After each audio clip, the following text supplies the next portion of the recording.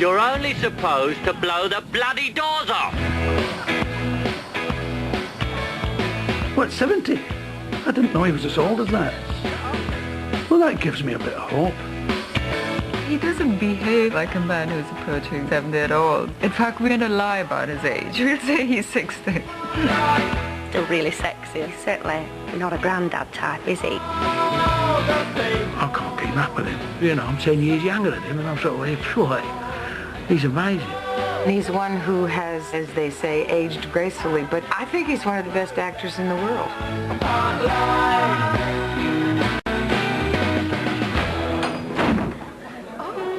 Dad! Hello, son. Just overpowering my goals. I'm here to rescue you. Come quickly. I've got a better idea. Why don't you rescue me in about, what, 7 or 8 minutes? Come on, let's go. Okay. I'm sorry. Sir Michael, congratulations on your impending 70th birthday. Well, thank you. I wanted to have a check to see if you'd had any work done. No, I haven't had any work done. No, if I had, I'd sue. I love seeing you in comedies. It's been a recent comedy and, of course, Goldmember. Oh, yeah, well, that is funny. I mean, the first time I saw Austin Powers, I went, uh-oh, this is the glasses, you know. I thought, oh, he's doing the 60s. And then when they asked me to do Goldmember, I got a letter from Mike Myers, which I saw him on American television describe as the most ass-kissing letter he'd ever sent to anybody. And it really was. And I went, oh, I've got to do the movie now. Listen, Dad, if you are going to talk about naughty things in front of these American girls, then at least speak English.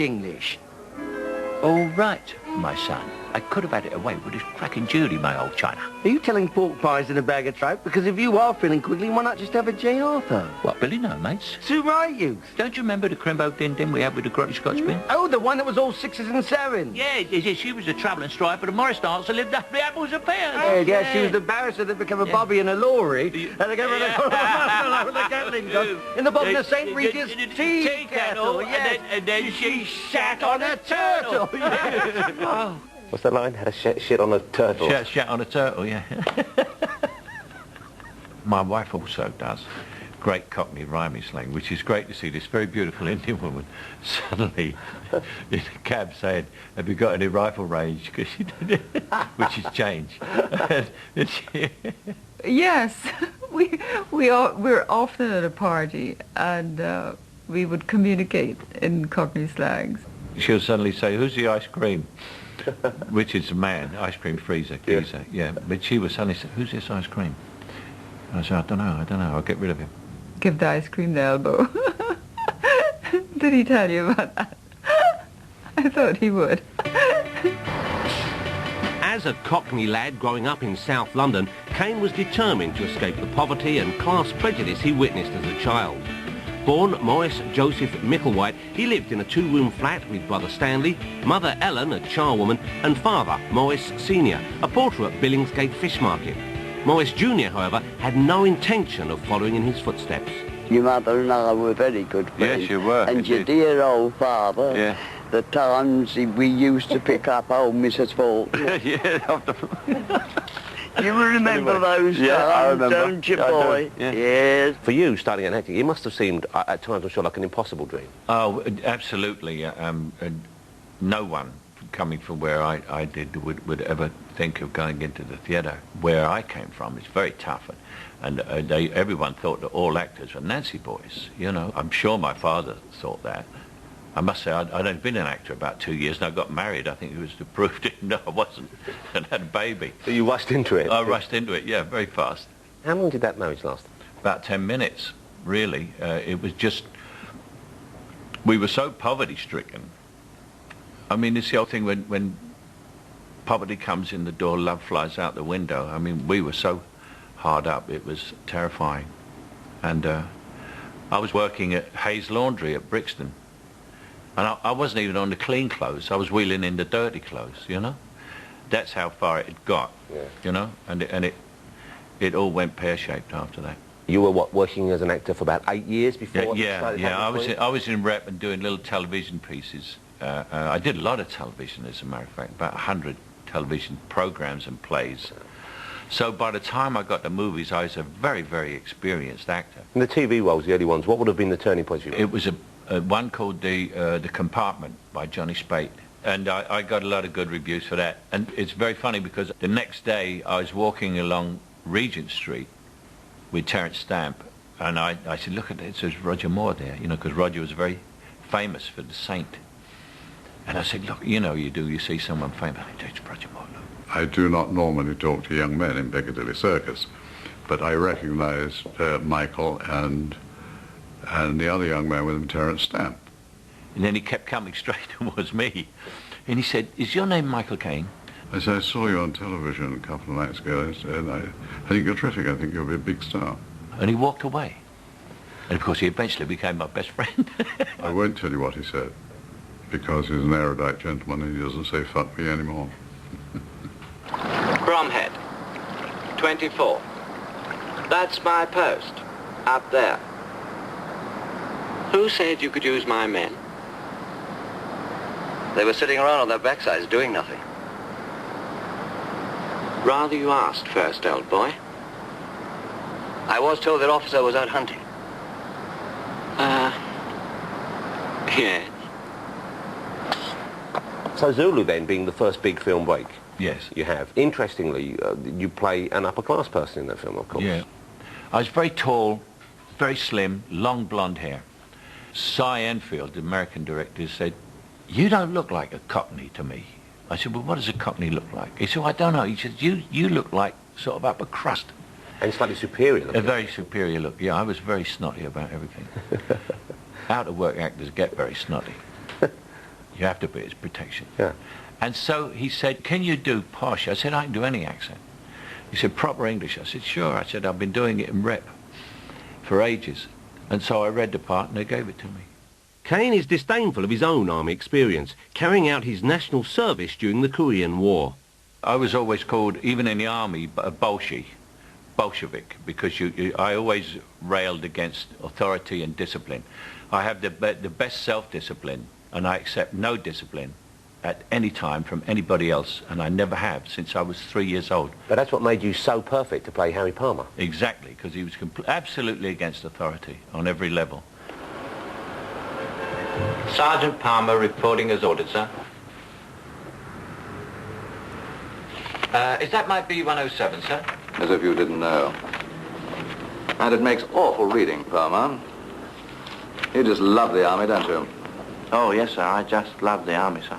Now, how did that part come about? Because that's your first leading role. You're carrying the picture. I was in a restaurant, and Harry Saltzman, who was the partner of Cubby Broccoli in making the Bonds, came in, and he sent a note over. He said, would you have a drink with me? And I went over. He said, have you read the Ipcress file? I said, I'm reading it now. Isn't it great? He said, would you like a part in it? I said, yeah.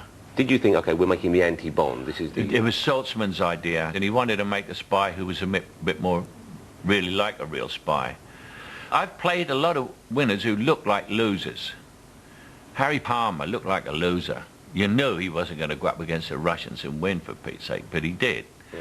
But, I mean, we carried it to such an extent that we scared the executives. First of all, I wore glasses, you know, and then I'm shopping in a supermarket for button mushrooms, and everybody's going, oh, Christ, it's so sissy. Champignon. You're paying 10 pence more for a fancy French label. If you want button mushrooms, you'll get better value on the next shelf. It's not just the label. These do have a better flavour. Of course. You're quite a gourmet, aren't you, Palmer? And then the final straw was when I cooked a meal for the girl.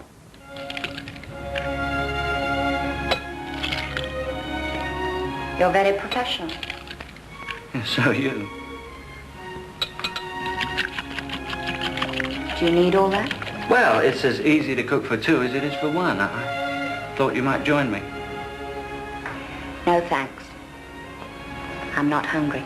After Ipcress filed, he not only made glasses sexy, he made cooking and preparing meals sexy. He certainly made clandestine, surreptitious spying sexy. That's my kind of spy. James Bond, well, I could never be like that. But him, well, I couldn't look like him, but I could sort of certainly go with the glasses and, you know, the Cockney accent. That was brilliant. They had an extra pint of milk today, which either means that there are more people over there or they are drinking more tea. Bond is a mummy's boy to me, you know, Bond. shaken, not stiff. Give me a break, you know. But he was against his boss, really. They loathed each other for class reasons, and you could tell it. We were a new type of person in the British movie industry because, I mean, I remember when I was young, you always look for, like in movie stars, you look for a male to identify with. I couldn't find a working class male to identify with in the British movies. I mean, Englishmen always on films that I watched when I was young. They were either gay, timid with women, neurotic, schoolboyish. They always had something wrong. Whereas with me, he's acting like a man. Morning. He opened the door for all of us, really. Like, when Michael came in, you know, before you became an actor, you had to be in the RAF. You know, sort of, even Warren Mitchell. All those posh people trying to be soldiers and sailors, and it was all core love a duck, and you know, knees up Mother Brown and stuff. People that Michael broke the mould of that class structure thing and let people with regional accents do the thing. The Ebquest file brought Caine the wealth and fame he dreamed of, but with one regret. Your dad never really got to see you enjoy the success. No, my father died of cancer when he was 56, and I was out of work and on the dole when he died. And but my mother got to see it all, so I was very happy about that. I thought that happened before. 10. 1, 2, 3, 4, 5, 6, 7, 8. Ah. Do you want a hand, Ma? Want to come in? No? I've got no. Go on. No. You sure? Leaving it at the main. Oh. Are you really sure? Yeah. Oh. Piccadilly. But she never understood it, really. I remember once she said to me, how much do you get for a movie? And I said, at that time, I said, £1 million. And she said, oh. And there was a long pause, and she said, how much is that? But it doesn't really mean anything. Yeah, it doesn't mean anything. I said, I'll tell you exactly how much it is. You don't have to work or do anything ever again. Well, there's a television on. You want the television on? Huh? No, I'll come on, Kate. All right. And then she said, well, I don't want anything. She did.